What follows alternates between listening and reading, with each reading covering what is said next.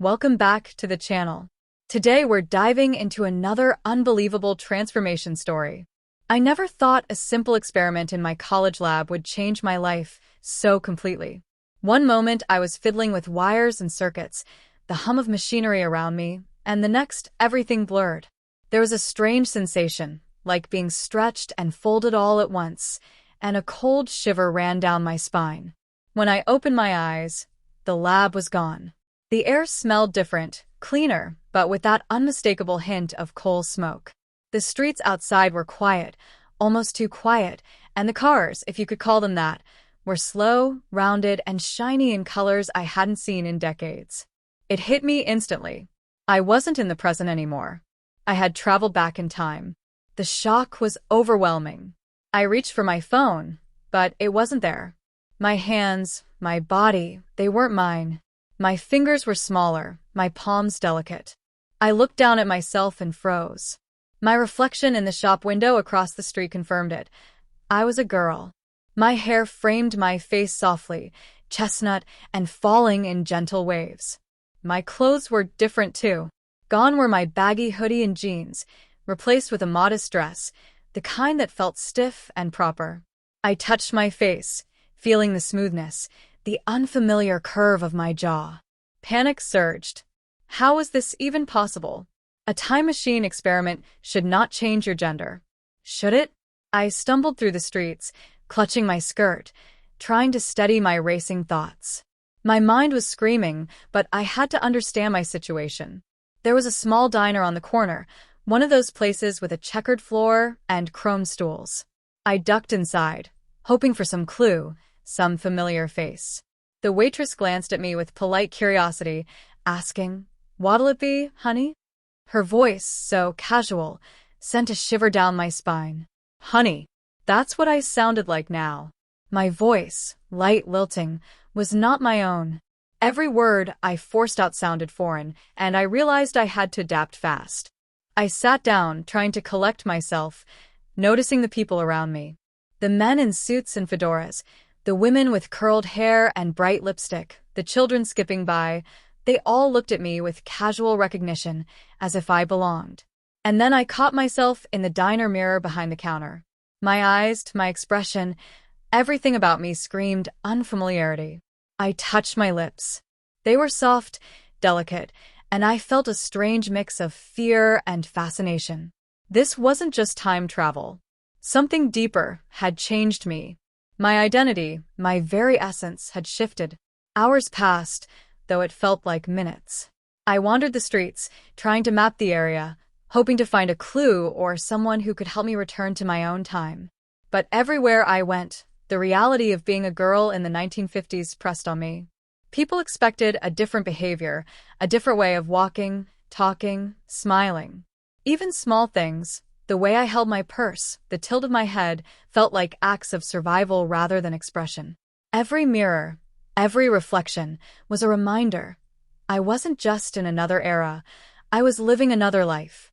By evening, I found myself in a small park, sitting on a swing that squeaked under my weight. I tried to reconcile the image I saw in the mirrors with the person I remembered myself to be. The old me, my original body, my old mannerisms, my voice, was trapped somewhere beyond time. Here I was someone else. And yet, even as fear gripped me, a flicker of curiosity emerged. What would it be like to live like this? To walk in someone else's shoes, literally and figuratively? I had no answers, no way to contact the present, and no one to explain my predicament. All I had was the unfamiliar rhythm of the 1950s around me and the fragile, new body I inhabited. I closed my eyes, letting the cool evening breeze touch my face, feeling the dress brush my knees. Tomorrow would bring new challenges, new discoveries, and perhaps the first steps toward understanding this strange, impossible reality. And in that moment, on that quiet swing, I realized that my journey had only just begun. The next morning, I woke to sunlight streaming through lace curtains, soft and golden. The room was small, quaint, and smelled faintly of lavender and fresh bread. I had no idea whose room it was. I didn't recognize anything, but my reflection in the oval mirror by the dresser confirmed it again. I was still a girl. Panic bubbled in my chest. I had to figure out how to survive here, how to fit in, how to understand this new life before someone noticed something wrong. I got up and tried to move naturally, testing the unfamiliar weight of my dress and the lightness of my body. Every movement felt exaggerated, like I was performing some invisible role. The hair fell over my shoulders in soft waves, and when I tilted my head, it caught the sunlight. I felt a strange mix of fascination and horror.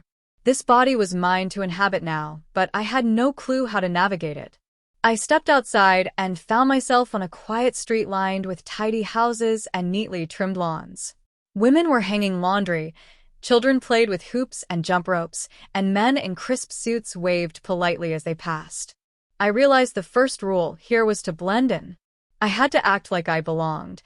I tried mimicking the women around me, small gestures, careful smiles, polite nods, but every interaction felt like walking on a tightrope.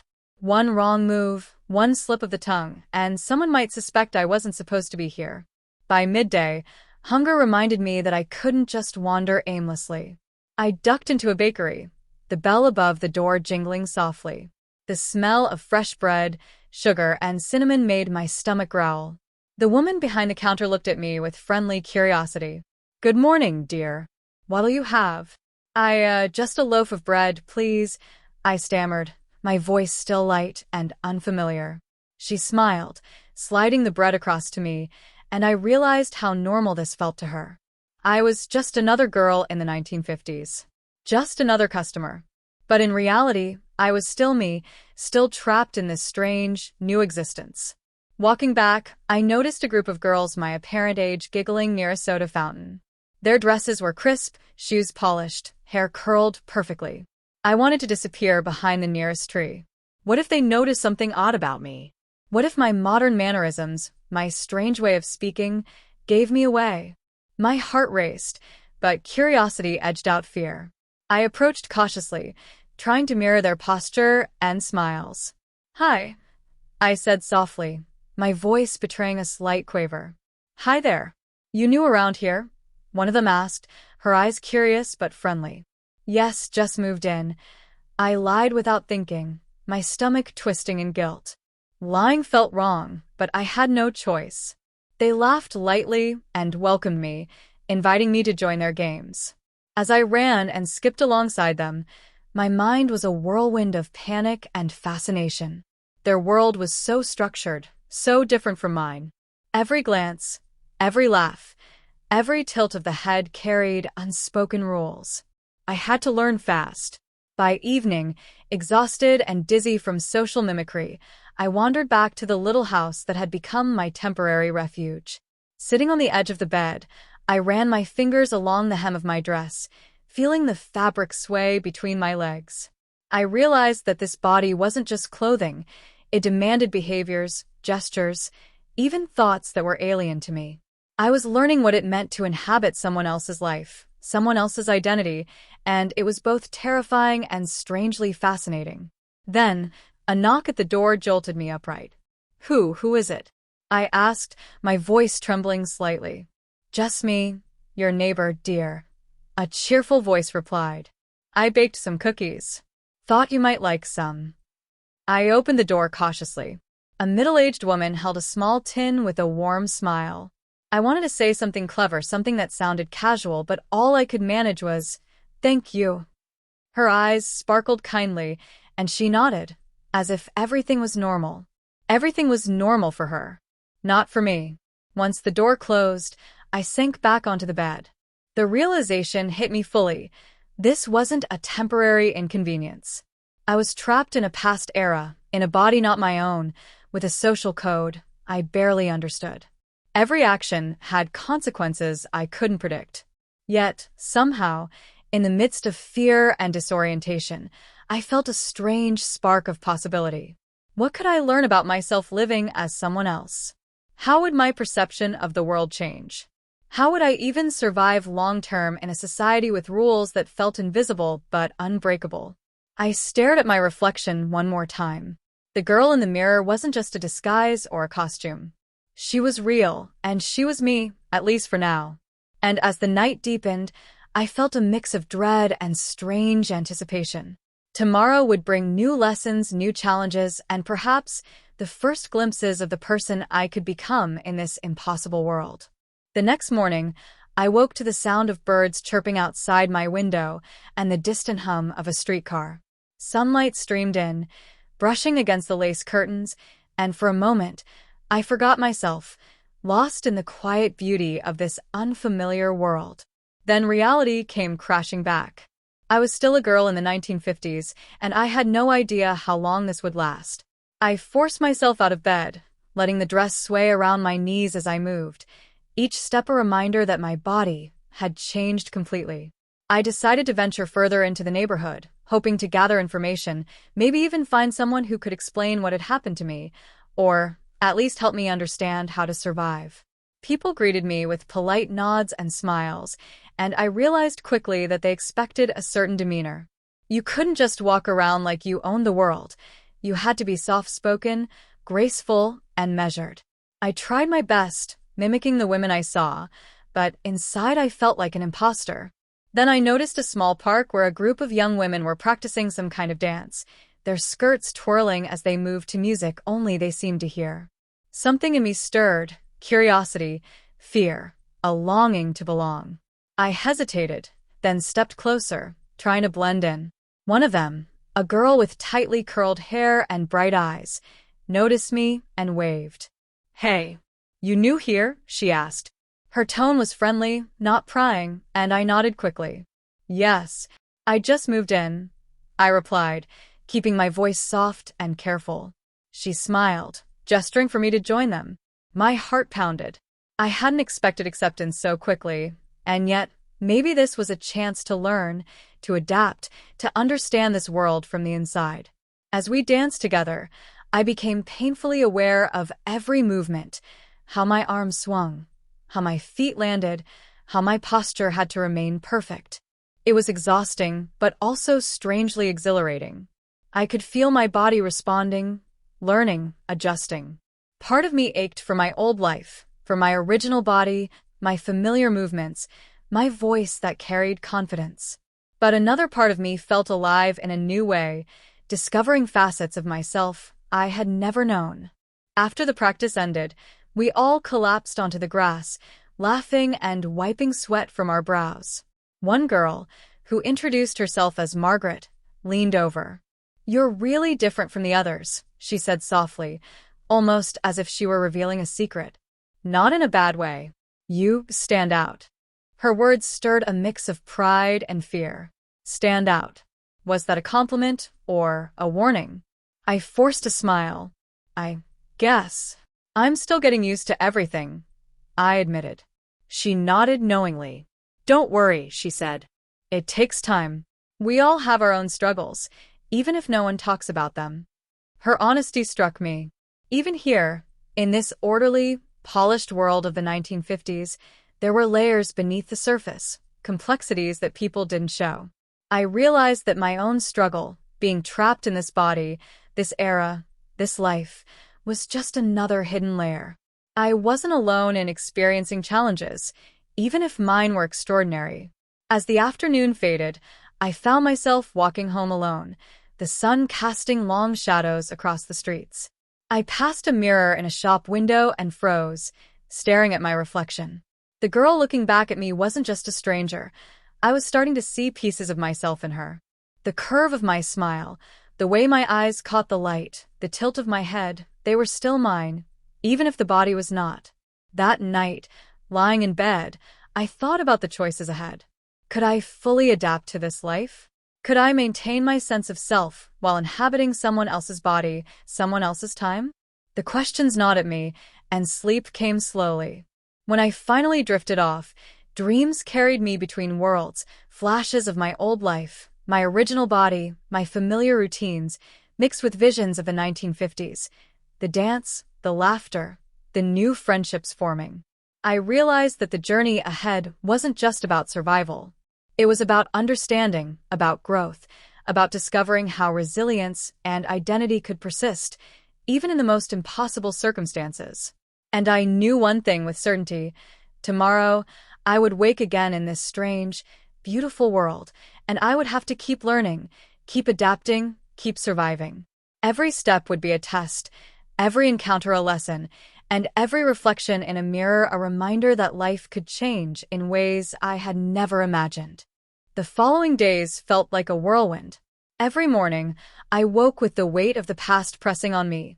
Every street, every face a reminder that I no longer belonged to my old life. I began to understand the subtle codes of 1950s society, the way women carried themselves, the way they spoke, the small, almost imperceptible ways they indicated respect, submission, or confidence. Everything was a performance, and I had no script. School, or what I thought of as school, though it wasn't the modern kind I knew, was the biggest challenge. I had managed to enroll somehow, the adults around me assuming I was just a polite, shy newcomer. But once I stepped inside the classroom, panic returned full force. The other girls stared at me with curiosity, their whispers sharp like wind through dry leaves. I noticed their skirts, their stockings, the neat way they held their books. Everything about them was polished, and everything about me felt clumsy, raw, exposed. I took my seat at the back, trying to shrink into myself, but that only made me more visible. My hands, delicate and small, fidgeted in my lap. My voice, when I was called on, betrayed my uncertainty. I stumbled over words, my thoughts racing faster than I could articulate. Some of the girls snickered quietly. Others glanced at me with polite concern. I felt like an alien trapped in a doll's body, forced to navigate a world I didn't understand. Recess was worse. The girls grouped together, whispering, giggling, but also sizing each other up. I had no idea how to join in, how to fit, how to signal that I was friendly without appearing desperate or strange. I tried small talk, offering smiles, a casual nod, mimicking the movements I had observed. One girl, a quiet brunette named Lillian, finally approached me. "You're different," she said softly. Her eyes were kind, but I could sense her hesitation, as if she were weighing whether to trust me. I nodded, unsure what else to say. "I just moved here," I whispered. "That's okay," she replied. "You'll get used to things.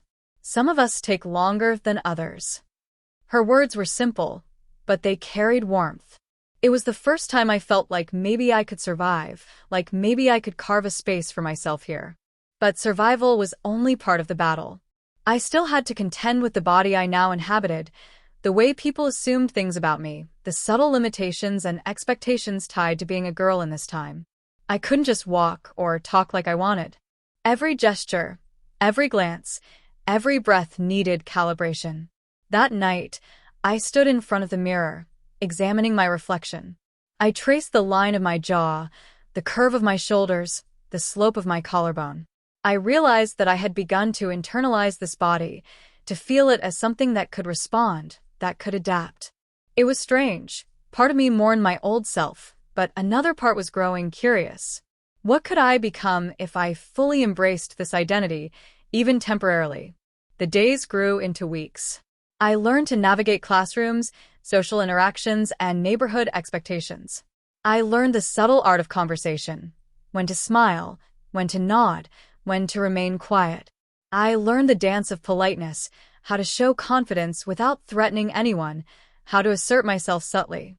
And all the while, I felt a strange, unspoken tension between who I was and who I appeared to be. One afternoon, Margaret, the girl who had first welcomed me to the dance group, invited me to a small gathering at her house. I hesitated but agreed, thinking it might help me understand these social dynamics better. Her home was warm, filled with the scent of fresh cookies and the chatter of families. The other girls were polite, welcoming, but the unspoken rules were everywhere. I observed, copied, learned. And then, in a quiet moment, Margaret pulled me aside. "You're doing really well," she whispered. "Most new girls would have cracked by now. But you're learning faster than I expected." Her words made my chest tighten. I wanted to cry, to laugh, to scream, all at once. It was validation, yes, but also a reminder of how different I felt inside. Learning, adapting, surviving, these were just the surface. Beneath it all, I was still wrestling with my identity, the sense that I had been uprooted from time, from self, and planted into something foreign. That night, lying in bed, I realized that transformation was happening, not just externally, but internally. The girl in the mirror was no longer just a shell. I was beginning to inhabit her fully, to feel her movements, her posture, her presence as my own. And yet, even as I adapted, I couldn't shake the longing for the world I had left behind, for the life I had known. The tension between survival and desire, adaptation and memory, became a quiet ache inside me. And I understood something fundamental. This journey wasn't just about living in another era. It was about discovering what resilience meant, what identity truly was, and how flexible the human spirit could be when pushed to the impossible. I didn't know how long I would remain in this time, or if I would ever return to my original self. But I knew one thing. I was changing, evolving, and learning the delicate art of living in a life I hadn't chosen. Weeks turned into months, and I began to settle into a rhythm, though settle was a relative term. Each day brought small victories and quiet anxieties. I could walk into a room and feel less conspicuous, answer questions without fumbling, laugh without sounding awkward. But the constant awareness of my difference never left me. Even as I adapted, I felt like I was living on a tightrope stretch between two worlds, the world I had left behind and this new one that demanded I become someone else entirely. School became easier, though not easy. I had formed a small circle of friends, Margaret, Lillian, and a few others who had accepted me without too many questions. Their kindness was both comforting and terrifying. I worried that one slip, one moment of modern behavior, could unravel everything I had built. At the same time, being around them gave me glimpses of normalcy. They laughed at my jokes, shared secrets, and even included me in small rebellions, like sneaking an extra soda from the local shop or daring each other to skip homework. I realized that, for all the rules and rigid expectations, youth was still youth. Even in the 1950s, friendship carried warmth, mischief, and trust. One afternoon, after school, Margaret invited me to her family's garden. We sat under an old oak tree, the sun filtering through the leaves, and she spoke about her dreams, college, travel, becoming a writer. I listened, fascinated, but also aware of the gulf between her world and mine. I wanted to tell her who I really was, the truth about where and when I had come from. But the words caught in my throat. How could I explain that I was not just a girl in the 1950s, but someone entirely from another time? That confession would sound like madness, and yet keeping it secret felt like carrying a stone in my chest every day. Instead, I nodded, smiled, and said things I thought she wanted to hear. And as I watched her laugh, I felt a pang of longing. I was learning to inhabit this body, this life, but the core of who I was, the memories, the knowledge, the experiences of another time, remained intact. I was living two lives at once, and the balance was delicate. Then came the first real test of my adaptability. One morning, as I walked to school, I noticed a small group of girls whispering and glancing at me. Their expressions weren't friendly. I tried to ignore them, but one stepped forward. "You're different," she said, her tone sharp. "We don't know what to make of you." My stomach dropped. The subtle code of acceptance I had been learning didn't protect me from suspicion or judgment. I had to think quickly. I just moved here," I said, voice trembling slightly, but steady. "I'm learning. Please don't judge me too quickly." She studied me, narrowed her eyes, then shrugged and walked away. My heart pounded, but I realized something crucial. I had survived. I had faced suspicion and unease, and I had navigated it. Each encounter, each challenge, was teaching me not just how to act like a girl in the 1950s, but how to embody resilience, courage, and patience. Evenings became my refuge. I would sit by the window, looking out at the quiet streets, tracing the outlines of the past in the shadows and lights. I wrote in a small notebook, recording my thoughts, my fears, my reflections on identity and transformation. It was the only space where I could reconcile the duality inside me. The notebook became my confessional, my laboratory for understanding who I had become and who I still was beneath the surface. One night, as I lay in bed, I thought about the time machine, about the moment I had been flung across decades and gender, and I realized something profound.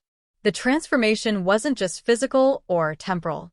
It was emotional, psychological, existential. I was learning what it meant to be vulnerable and strong at the same time, what it meant to navigate a world that expected conformity while holding on to the truth of oneself.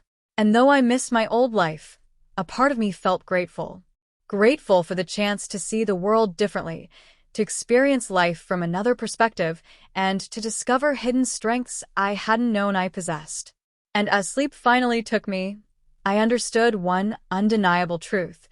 The journey wasn't just about returning to my old life. It was about becoming someone who could survive, adapt, and thrive no matter where or when I found myself. Time moved differently in the 1950s.